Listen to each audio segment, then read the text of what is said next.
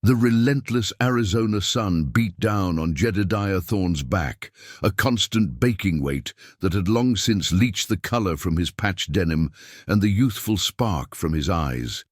His small, isolated ranch, a defiant cluster of weathered wood and sun-baked earth, clung precariously to the edge of a deep canyon, a lonely testament to a life lived on the fringes. Today, the stillness felt heavier than usual, broken only by the mournful creak of his well pump and the distant mocking dance of dust devils on the horizon. He was halfway through mending a stretch of dilapidated fence, the splintered wood a metaphor for his own weary existence, when a faint, almost imperceptible whimper ghosted on the dry wind.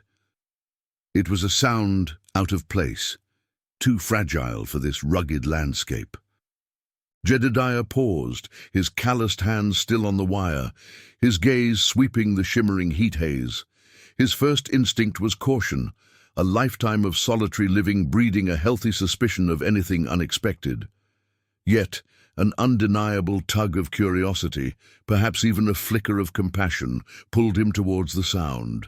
His old Winchester, its stock smooth from years of handling, felt both heavy and comforting in his grip as he carefully picked his way over the uneven terrain, the thorny scrub snatching at his trousers.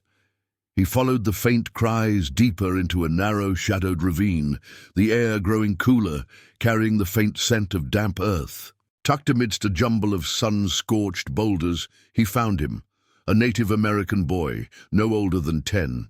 His small frame curled protectively around a terribly mangled leg. The gash was deep, oozing dark blood onto the parched ground, and his face was pale, streaked with dirt and tears. The sight stirred something primal in Jedediah, overriding the deep-seated prejudices and warnings ingrained from a society that viewed these people as enemies. He saw only a vulnerable child, in pain. With a surprising tenderness, he carefully scooped up the lightweight body, the boy's unconscious head lolling against his shoulder. Back in the stark simplicity of his cabin, the scent of wood smoke and old leather filling the air, Jedediah worked methodically. He boiled water, tearing strips from an old, clean shirt, and meticulously cleaned the boy's wound, ignoring the crimson stain on his own hands. He bandaged the leg as best he could, securing it tightly.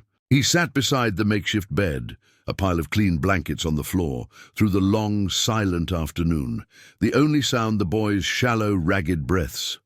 A knot of gnawing unease tightened in his gut. He knew the unwritten rules of this brutal land.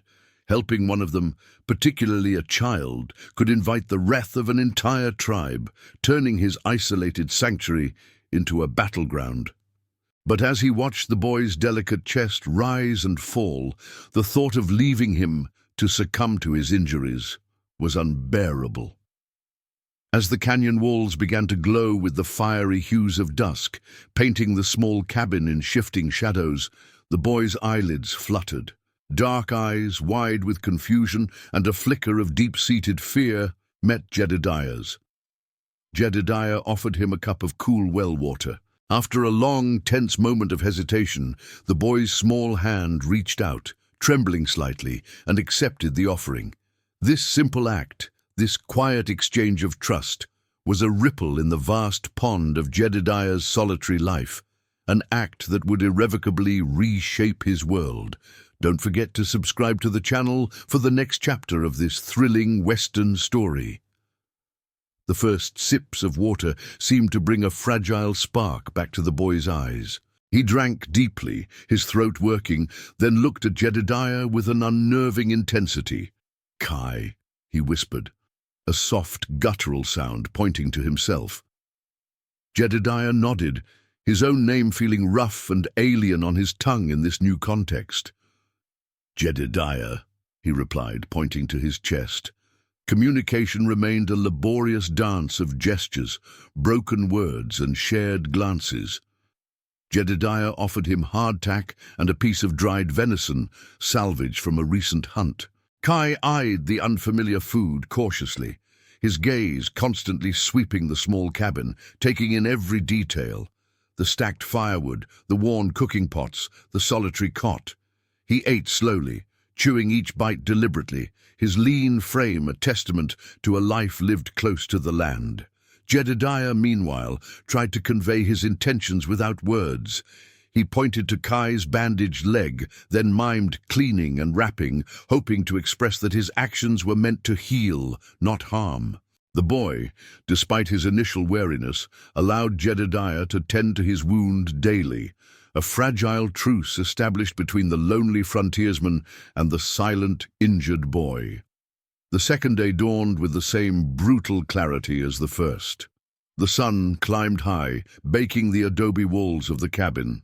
Kai, still weak, spent most of the day lying down, occasionally watching Jedediah work on small chores around the cabin, mending a boot, sharpening a knife. Jedediah, in turn, found himself watching Kai, a strange sense of responsibility settling over him. He found himself wondering about the boy's family, his tribe, the life he had come from.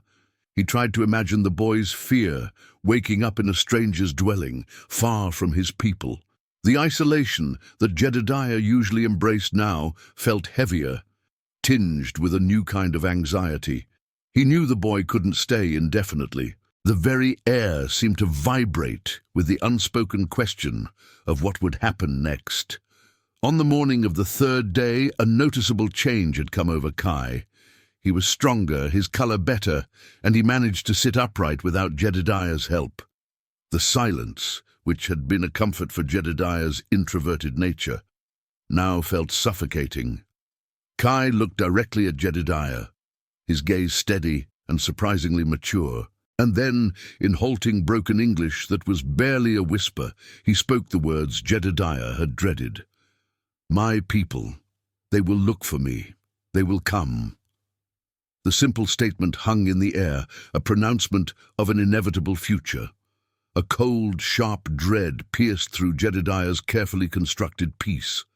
He knew this day would come, but hearing it articulated by the boy himself made the threat suddenly, terrifyingly real. The sun, usually his comforting companion, now seemed to mock him, highlighting the encroaching danger.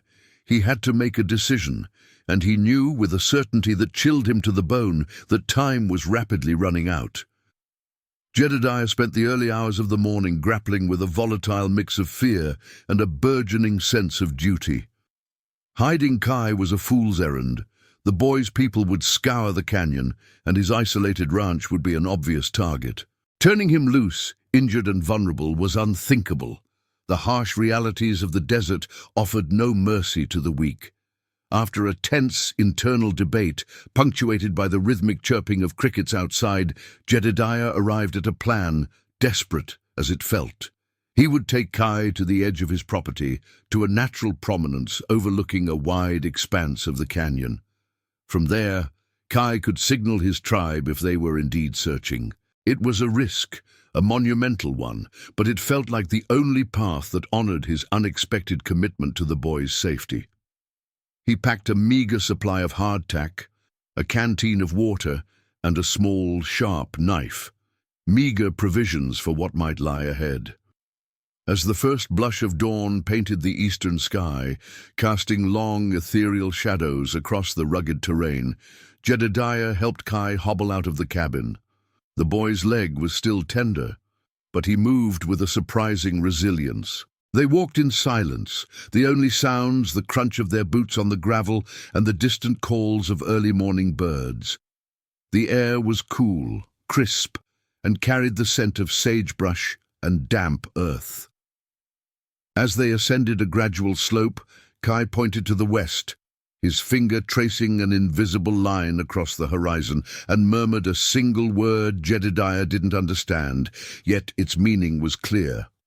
Home. Jedediah nodded, a lump forming in his throat. He understood the profound yearning in the boy's gesture. They reached the designated spot, a flat, rocky outcrop that offered an unparalleled view of the sprawling canyon below. Jedediah helped Kai settle down against a warm boulder, ensuring he was as comfortable as possible.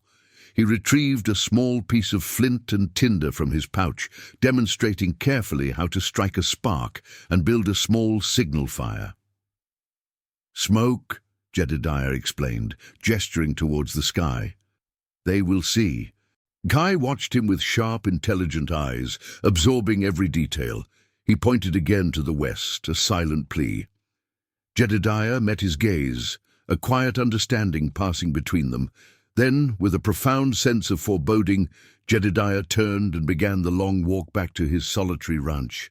The vastness of the canyon, usually a source of comfort, now seemed to mock him, amplifying the overwhelming silence. He prayed he had made the right choice, a choice that weighed heavily on his conscience.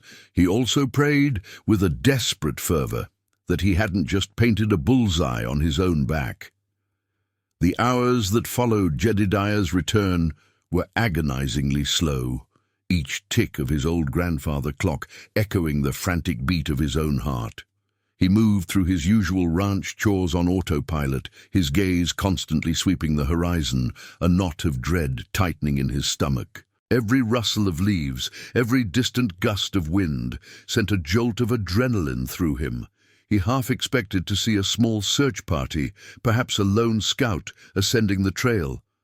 What he saw instead, as the sun began its majestic descent, painting the western sky in fiery oranges and deep purples, was a vision that froze the blood in his veins.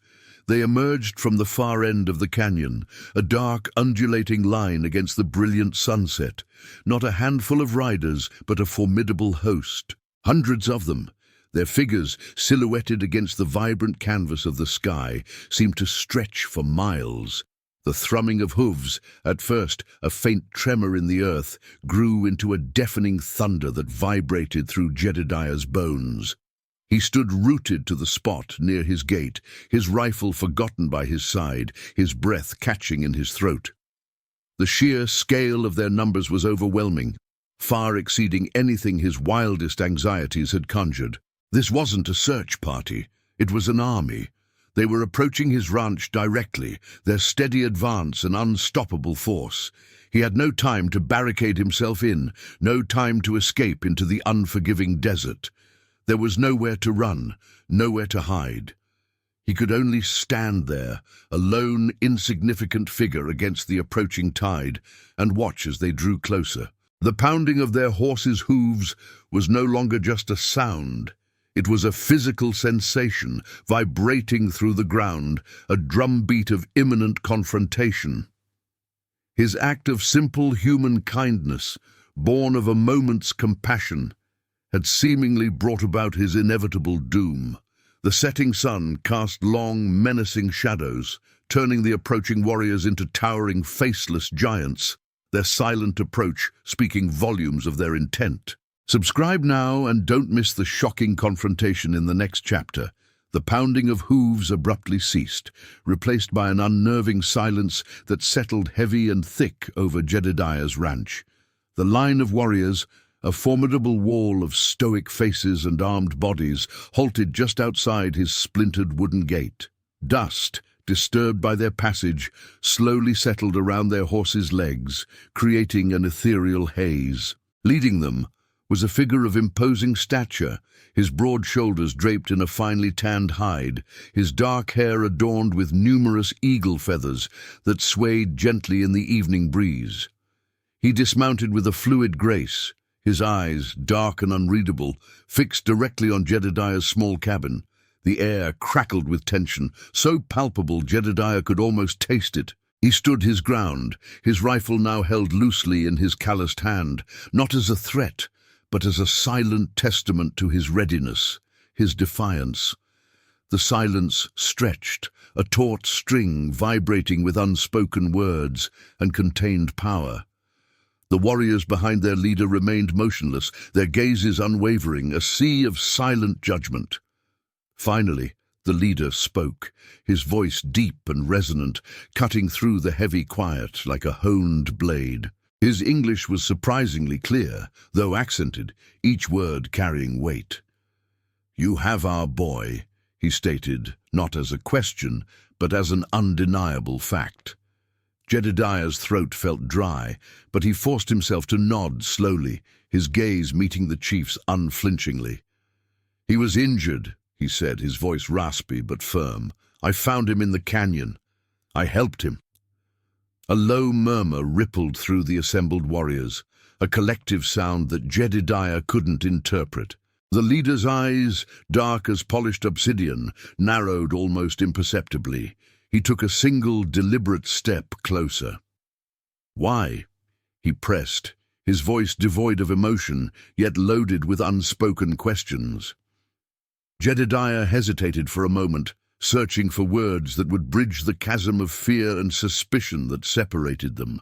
He thought of Kai's small, vulnerable body, of the raw wound, of the simple human instinct to offer aid. "Because he was a boy in need," he said, the words simple, unadorned, but carrying the full weight of his conviction. The honesty in his voice hung in the air, a fragile offering amidst the towering threat.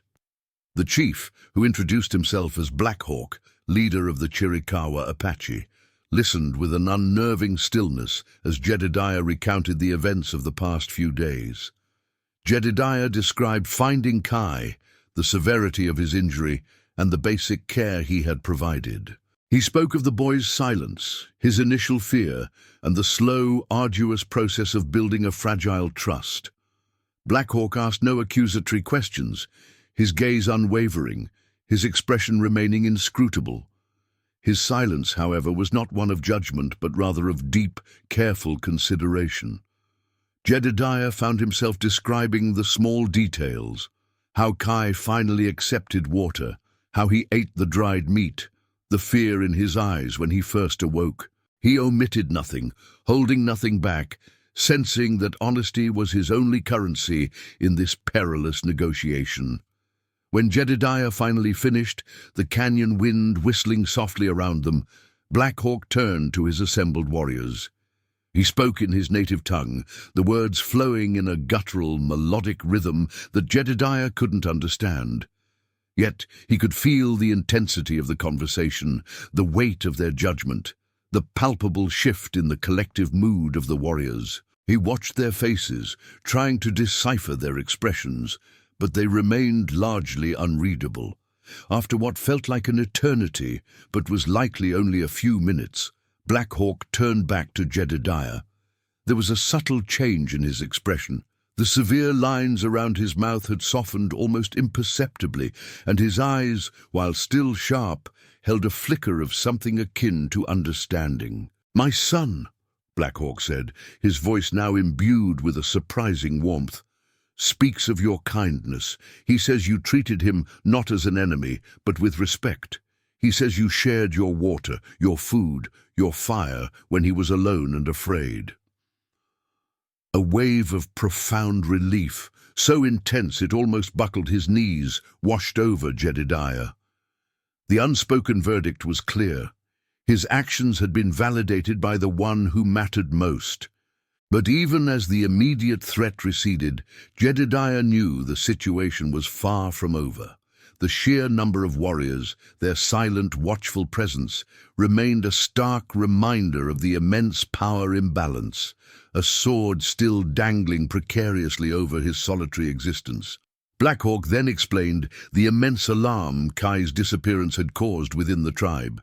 Kai, he revealed, was not just any child. He was the beloved son of a respected warrior, and his sudden absence had sent ripples of fear and desperation through their community. The 500 warriors assembled at Jedediah's gate were not a war party intent on revenge, but a desperate search party, their formidable numbers a testament to the tribe's collective worry and their swift, determined response to any threat against one of their own. Their arrival at Jedediah's ranch was a complex mixture of profound relief at finding Kai alive and a lingering, ingrained suspicion of the white man who held him. Then, to Jedediah's surprise, Black Hawk made an unexpected request. He asked if Jedediah would permit their medicine man, a revered elder within the tribe, to examine Kai. "He must ensure his wound heals properly," Black Hawk explained, "according to our ways. for our spirits to be at ease. Jedediah, sensing the crucial nature of this request for building trust, readily agreed. A wizened old man with a face etched by years of sun and wisdom, and with eyes that seemed to pierce through Jedediah's very soul, stepped forward. He moved with a quiet dignity, his hands gnarled with age, surprisingly gentle as he meticulously examined Kai's bandaged leg.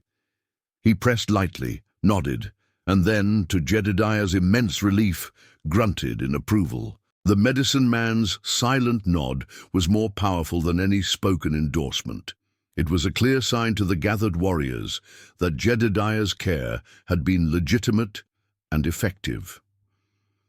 This single act of shared trust, the acceptance of their healer's assessment, began to subtly, yet profoundly, ease the deep-seated tension that had hung so heavily between the solitary farmer and the powerful tribal warriors. A tiny, almost imperceptible bridge was being built across the vast chasm of mistrust and historical animosity. Don't go anywhere! The story continues after you subscribe for more captivating tales of the Old West. Over the next few days, a fragile, almost surreal truce settled over Jedediah's isolated canyon. Kai remained at Jedediah's cabin, now stronger, his presence a living testament to the farmer's unexpected compassion. But the 500 warriors did not leave. Instead, they set up a sprawling temporary camp on the outskirts of Jedediah's property, their teepees rising like ghostly sentinels against the rugged landscape.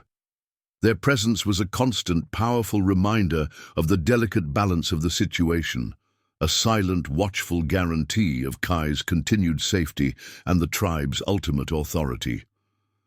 Jedediah, initially wary, began to observe their daily rhythms from a distance. He watched their communal cooking fires, the children playing games he didn't understand, the warriors practicing their skills with bows and arrows. He witnessed their deep respect for the land, their harmonious movements within it, their strong familial bonds, and their communal sense of purpose. Slowly, the faceless threat he had once perceived began to dissolve, replaced by the nuanced reality of a complex people with their own rich culture, struggles, and profound spiritual beliefs. Black Hawk, with a surprising regularity, would approach Jedediah's cabin. He would sit on the small porch, his imposing presence filling the space, and they would talk. Black Hawk, in his measured, deliberate English, shared stories of his people's history, their traditions, their struggles against the encroaching tide of settlers. He spoke of the sacredness of the land, the importance of family, the wisdom passed down through generations. Jedediah, in turn, found himself sharing tales of his own solitary life, of his struggles with the harsh land, his reasons for seeking isolation in the canyon. He spoke of the loneliness, the endless work, the quiet satisfaction of coaxing a living from the unforgiving earth. A strange, fragile understanding began to blossom between the two men, an unexpected connection forged not through shared experiences, but through a mutual respect that had been born out of the dire circumstances of Kai's injury. It was a connection that transcended the vast cultural and historical divides, rooted in their shared humanity and their unlikely collective responsibility for a single, small boy. The canyon, once a place of solitary hardship, now hummed with an unfamiliar yet intriguing energy. As the days turned into a week, Kai's legs steadily mended. He began to hobble around the cabin with more confidence, his laughter, initially a rare and tentative sound, now echoing more freely through the small space. His bond with Jedediah deepened, forged in shared silence and quiet acts of care. He helped Jedediah with small chores, fetching water or gathering firewood, his youthful energy a surprising addition to the ranch's quiet rhythm. The presence of the warriors in the camp began to shift. A palpable sense of anticipation settled over them. They began to dismantle some of the teepees, carefully rolling up hides and packing their belongings, preparing for their long journey back to their ancestral lands. The time for Kai's departure was drawing near, a bittersweet prospect for Jedediah, who had grown unexpectedly fond of the boy. On the final morning of their stay, as the first rays of sunlight began to spill over the canyon rim, painting the landscape in soft golden hues, Chief Black Hawk approached Jedediah's cabin one last time. His face, while still grave, held a deep respect. "You showed kindness to my son," he said, his voice resonating with sincerity. "A kindness that will not be forgotten by our people. You saved his life." He reached into a pouch tied to his belt and pulled out a small, intricately carved wooden bird. Its wings were outstretched as if in mid-flight, its details remarkably lifelike. "This is a symbol of peace," Black Hawk explained, extending the small artifact to Jedediah. "And our gratitude. It carries the spirit of the eagle, soaring above all boundaries." Jedediah accepted the gift, the smooth, cool wood warm in his palm, deeply touched by the gesture. It was more than just a token.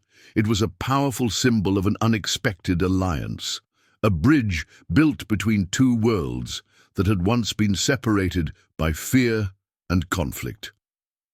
As the sun climbed higher, casting a gentle glow over the canyon, Kai stood between Jedediah and his father, a silent acknowledgement of the profound and unexpected bond he had formed with the lonely farmer. His dark eyes, no longer filled with fear, met Jedediah's, reflecting a quiet understanding and a shared memory that would forever bind them. With a final, solemn nod of respect exchanged between the two leaders, Jedediah and Black Hawk, the chief mounted his horse. The long line of warriors, a testament to their enduring strength and unity, began their disciplined procession out of the canyon. The rhythmic thud of hooves on the dry earth slowly faded into the distance, carrying with it the last vestiges of their temporary camp. Kai, looking back once more over his shoulder, a small wave of his hand, a final, silent farewell, rode proudly alongside his father, his young face resolute. Jedediah stood by his gate, the newly carved wooden bird clutched tightly in his hand, watching until the last horseman disappeared over the distant ridge, swallowed by the vast, shimmering expanse of the American West. The silence that returned to the canyon was absolute, deep and all-encompassing, yet it no longer felt quite so lonely. The past few days had changed Jedediah in ways he hadn't thought possible. The ingrained fears and prejudices, the result of years of isolated living and pervasive societal narratives, had been challenged and, in many ways, dismantled. He had seen the Apache not as a monolithic, dangerous enemy, but as a community of individuals, with their own joys, sorrows, wisdom, and profound connection to the land. He had witnessed their strength, their loyalty, and their capacity for gratitude. The experience had broadened his perspective, injecting a new complexity into his understanding of the world beyond his solitary ranch. He touched the smooth, cool wood of the bird, its carved feathers a tangible reminder of the day 500 warriors had lined up at his gate. It was a day that had begun with fear and uncertainty, but had ultimately transformed into a profound testament to the unexpected power of human connection, the fragile yet enduring possibility of finding common ground, even in a world riddled with conflict. The weight of his loneliness, once a familiar companion, now felt lighter, replaced by a quiet sense of purpose and a deeper understanding of the intricate tapestry of life in the untamed West. Thank you for watching. If you enjoyed this story, please subscribe to our channel for more engaging narratives.